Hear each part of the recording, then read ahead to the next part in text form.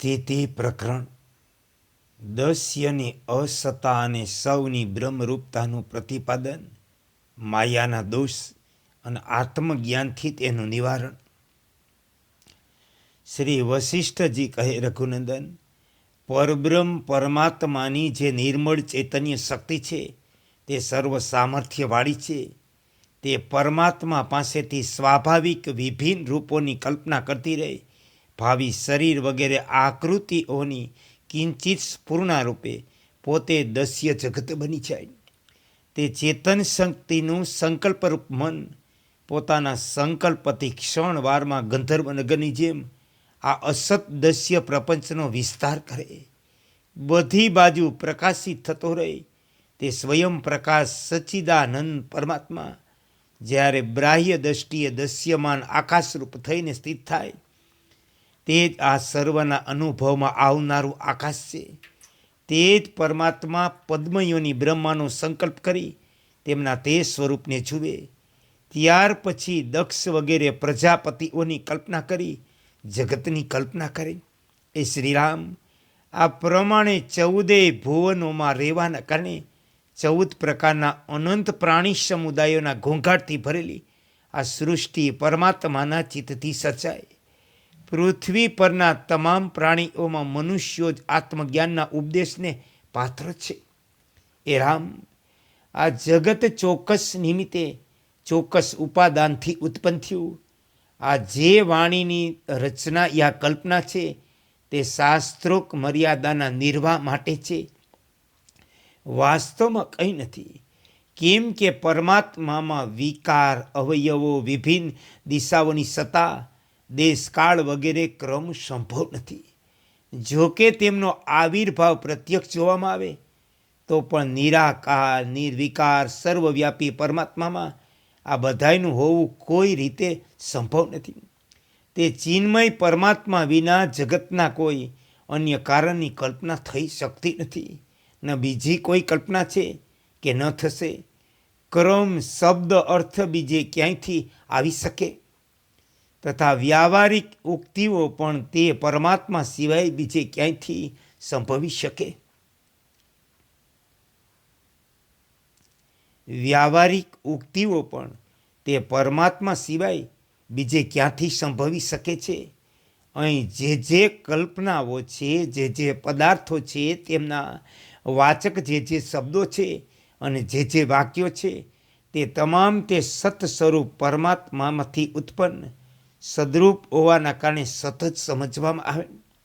આ જગત જુદું છે, આ બ્રહ્મ ભિન્ન છે. આ પ્રકારના શબ્દો અર્થોનો વ્યવહાર આશ્રમ માત્ર વાણીમાં છે. આ પ્રકારના શબ્દો અને અર્થોનો વ્યવહાર શ્રમ માત્ર વાણીમાં છે, પરમાત્મામાં નથી. કેમ કે સીમિત હોય તો જ ભિન્નતા હોય.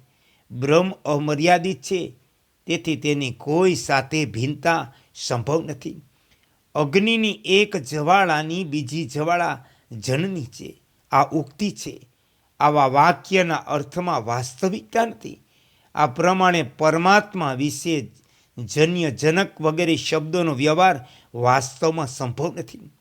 કેમ કે અનંત હોવાના કારણે જ્યારે બ્રહ્મ એક છે ત્યારે તે કોને કઈ રીતે ઉત્પન્ન કરશે? જેમ સમુદ્રમાં તરંગોની હાડમાળા દેખાય તે સમુદ્રથી ભિન્ન નથી, તે જ પ્રમાણે પરબ્રહ્મમાં જે અર્થબોધક શબ્દો દેખાય તેને પણ વિદ્વાનો બ્રહ્મ માને. બ્રહ્મ જ ચેતન જીવાત્મા છે, બ્રહ્મ જ મન છે, બ્રહ્મ જ બુદ્ધિ છે, બ્રહ્મ જ અર્થ, બ્રહ્મ જ શબ્દ અને બ્રહ્મ જ ધાતુ છે. આખું વિશ્વ બ્રહ્મ છે.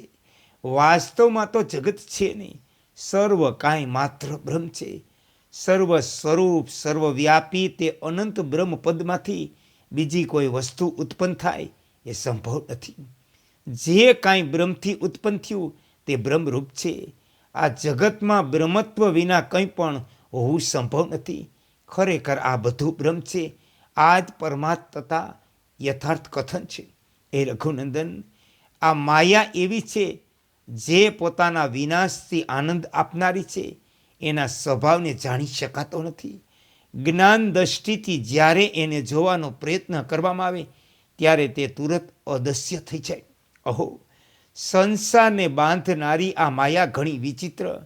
જો કે આ અસત્ય છે તો પણ એને પોતાના માટે સત્ય જેવું જ્ઞાન કરાયું.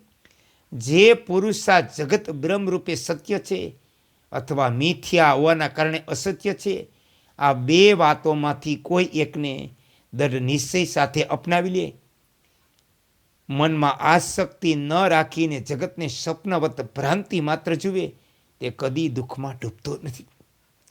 જેની આ મિથ્યા એવી દેહ, ઇન્દ્રિયો વગેરેમાં અહમ બુદ્ધિ છે, તે દુઃખના દરિયામાં ડૂબે.